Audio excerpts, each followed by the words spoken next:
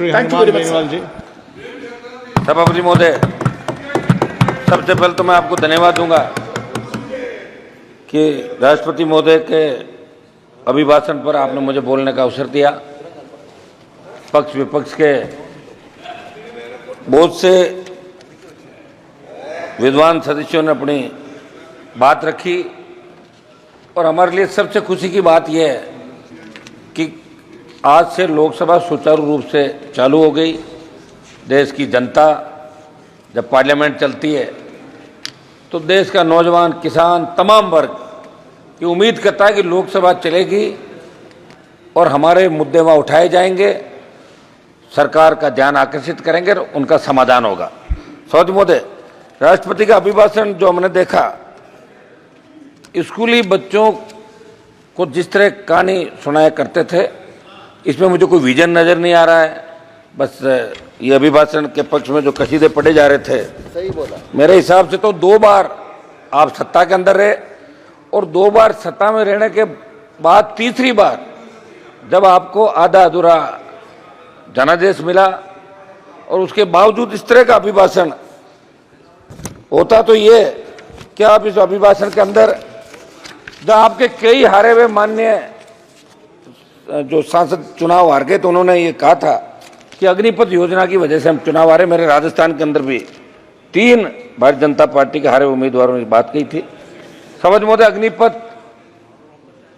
जो इस अग्निपथ योजना, सुनो मेरी, आप पहले कृषि मंत्री जी पता करो पूरा। अग्निपथ योजना है, अग्निवीर उसके अंदर जाते हैं, उनको कहते हैं। तो अग्निपथ जो योजना है ये लेके आए और उसका विरोध हमने पहले दिन से किया। All party meeting, Lok Sabha Jodhpur में 2 लाख जवानों की रैली करी और देश का नौजवान कहीं न कहीं ये महसूस कर रहा है कि सेना के अंदर जो सम्मान पहले मिलता था, हमारे गांव के गांव जब सेना के अंदर कोई जाता तो गांव के अंदर बड़ा धूम धड़ाके स्वागत होता। मेरा बेटा सेना के अंदर गया। हम पंजाब से, हमारे सामने बैठे हैं मंत्री जी, बिट्टू जी, ये लोग यहाँ बैठे हैं। मैं भी। तो ये चूरू वाले MP साहब, सेना के अंदर जाने का मतलब रोजगार के लिए नहीं, वो गौरवान्वित महसूस करता है कि मैं सेना के अंदर गया और उसका पिताजी गांव की चौपाल में कहता है कि मेरा बेटा सेना के अंदर गया।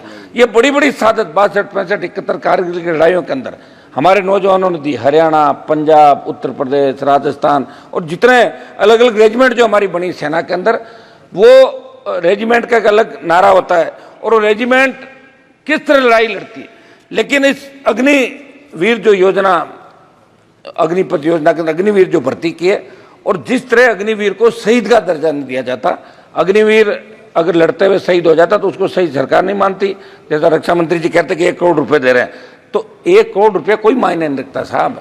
लोग वहां लड़ने के लिए 20,000 फीट ऊंची पहाड़ियों पर जाते हैं। हमारी सेना जो वर्ल्ड के अंदर सबसे मजबूत थल सेना के रूप में इंडियन सेना को माना गया। तो मेरी ये मांग रहेगी कि इस अग्निपथ जो योजना अग्निवीर है, इसको खत्म करके पूर्व की भांति सेना भर्ती रैलियां इस देश के अंदर कराई जाए, जिससे सेना का सम्मान लौटे और किसान के बेटे सेना के अंदर जाना चाहे।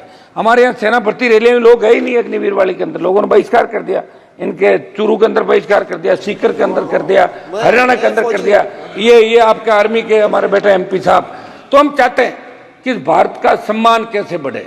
हो सकता है चूक हो गई आप लोगों से, किसान आंदोलन में भी चूक हो गई थी, आप माने नहीं। 700 किसानों ने शहादत दी, उसके बाद आपने बिल वापस लिए, ये भी बड़ी चूक है। और अगर आप चाहते हो कि हरियाणा आपके हाथ से नहीं जाए, महाराष्ट्र आपके हाथ से नहीं, समय जाके समझ जाओ।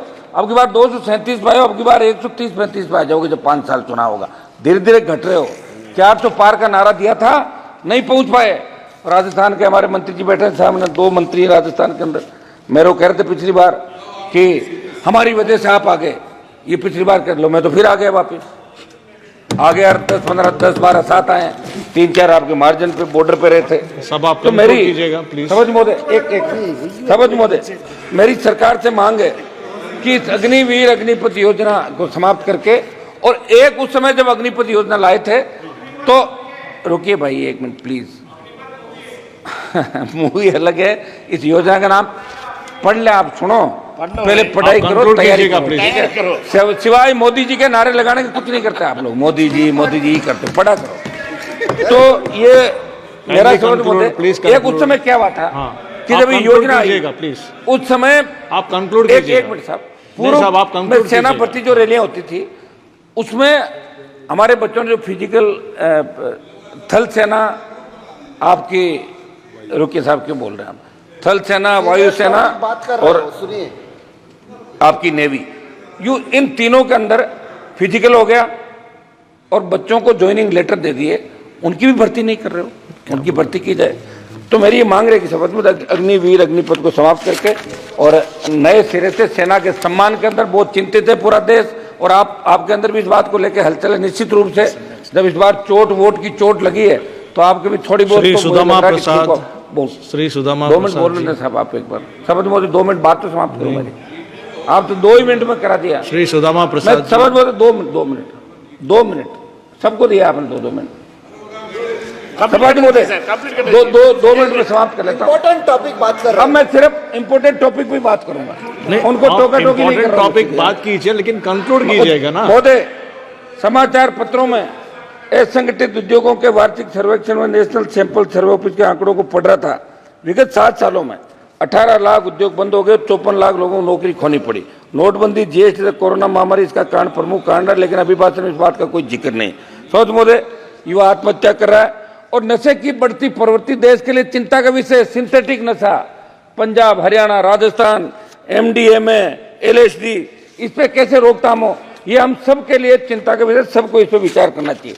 नीट की बात चली, हम भी चाहते हैं कि नीट के अंदर एक दिन की चर्चा होनी चाहिए, ये हमारी सबकी मांग है। और हमारी मांग तो ये भी है कि मंत्री जी माननीय